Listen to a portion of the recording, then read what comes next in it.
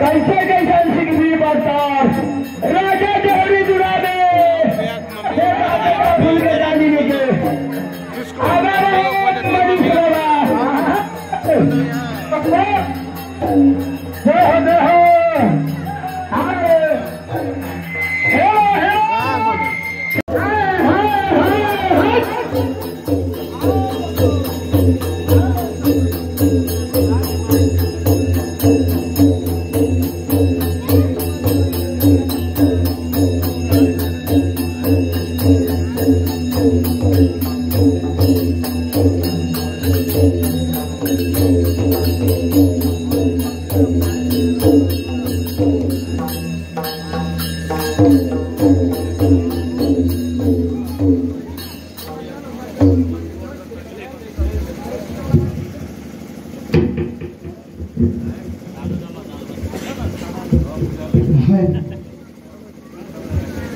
बाबा भूमिया का निवेदन संपन्न हुआ। इंद्रासन में नेता निमंत्रण पहुंच गए। जय हो बाबा। इस सभा में आए हुए संतगण भक्तगण अतिथिगण श्रोता समाज भाई बंधु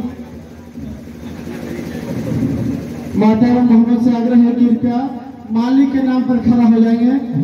अच्छा दो कदम आगे से बढ़ जाएंगे। से आग्रह है कि मालिक के नाम पर खड़ा आगे बढ़ जाएंगे।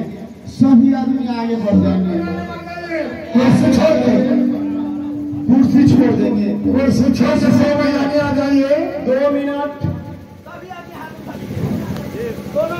पहले प्रेम से बोले विष्णु भगवान की कहील की सावन की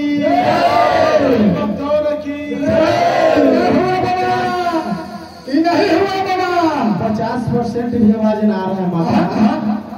ऐसा सब बनाइए कि यहाँ निकाल कट कर सब निकाल के भगत जी के दूतल्ला पर चल जाए। राजा भगत दोनों हाथ उठा करके ऐसा जगह लगाना है, ऐसा जगह लगाना है कि मालिक को कैसा चले कि भक्त मेरा कहीं फुलवारी लगे रहे।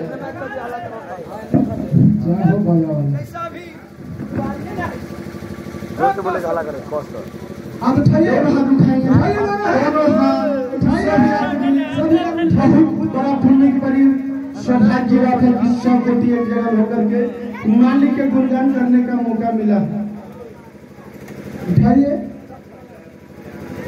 हरे कृष्णा।